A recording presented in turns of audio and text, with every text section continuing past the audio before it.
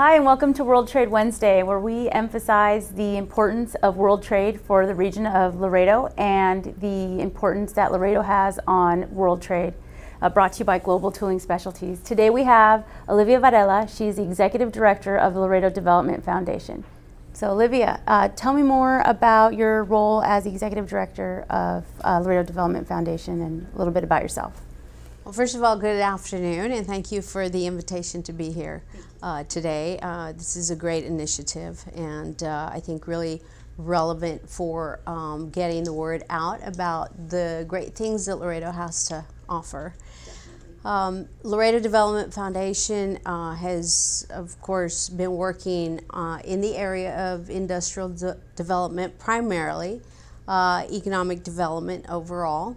We've had some significant expansions. We don't talk about them much because the corporations ask us not to, but in this forum I can talk about it. Delphi, which is the automotive parts industry, recently brought in a new manufacturing plant in Nuevo Laredo that will be hiring 3,000 people. They're up to close to 1,000 now in the past year, and they are projected to add on another 1,000 in 2018 and then reach the 3,000 by 2019. Their expansion also encompasses Laredo, Texas, where they added a 100,000 square foot facility, a distribution, and they added jobs as well. So we stand to benefit not only from the manufacturing, where they say that a good percentage of what is spent in Nuevo Laredo also has a very big impact on the U.S. side, but we also see a direct impact in terms of the distribution and warehousing facility that expands on this side. And then we also have looked into the medical industry, and one of the largest growing segments in our region has exactly been the medical industry with Medellin. Medellin went from 200,000 square feet in Nuevo Laredo. They're up to now 600,000 square feet. So they more than doubled in size and added a lot of new employees in Nuevo Laredo, Mexico.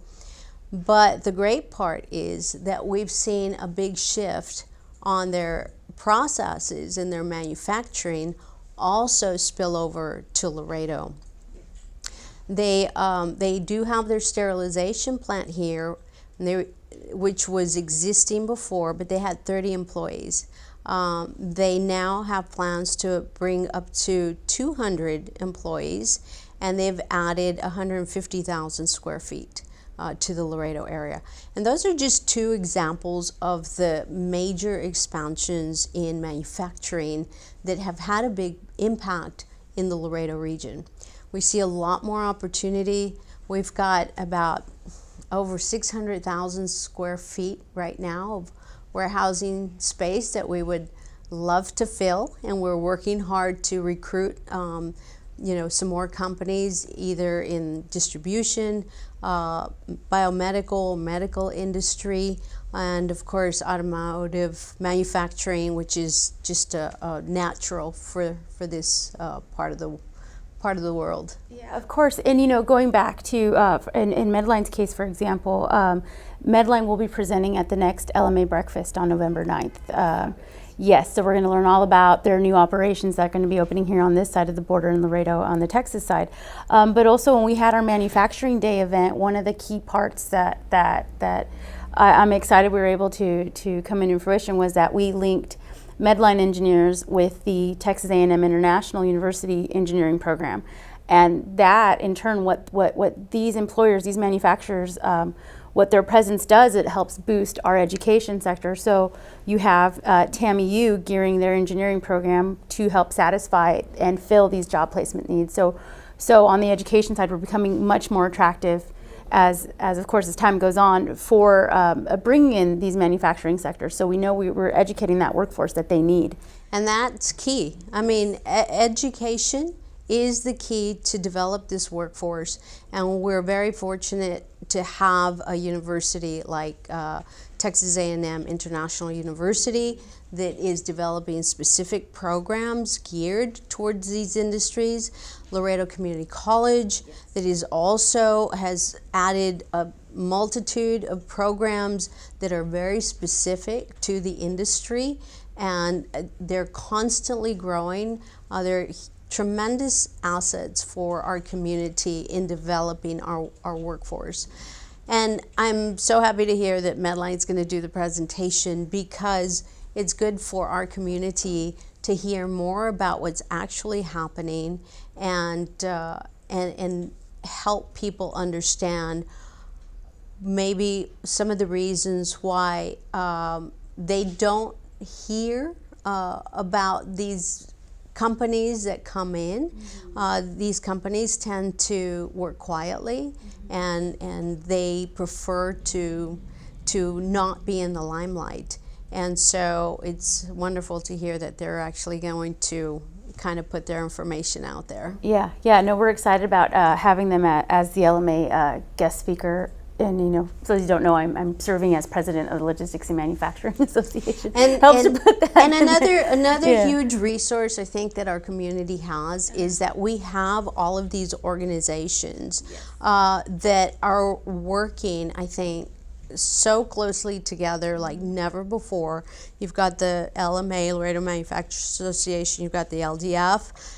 You've got the Solutions for Workforce. You've got the LCC, Economic Development Group. You've got TAMIU and their different groups, the Motor Carriers Association, the Freight Forwarders, the U.S. Custom Brokers, Chamber of Commerce.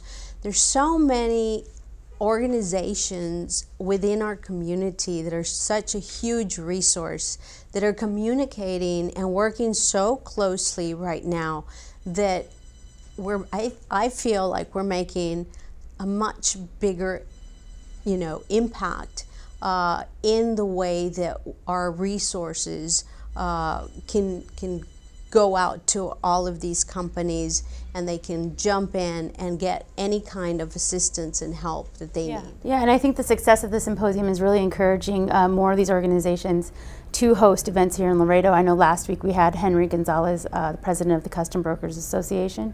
He was talking about the Southern Border Conference that's actually going to be next week. Right. I believe the 24th through the 26th. And so, and the fact that they're hosting the entire southern border, from San Diego all the way to the Gulf, to come here and come to Laredo and again and see what makes us, the number one, number two, number three port. And so I think those are key elements that, like I was talking about that way, we really have every opportunity to trailblaze and to be an example, to lead by our example of our successes as a port and as a region, and both in how we work, not just on this side within all us fellow Texans, but and yes, I just called myself a fellow Texan, but also how we work with Nuevo Laredo on the Mexican side. And like you mentioned, it's a unique relationship that people in DC or even Montana might not understand. But the products that go in and out of our port and out of our region affect DC just as much as they affect Montana. Absolutely, and our relationship with our sister city of Nuevo Laredo is really a key to our success.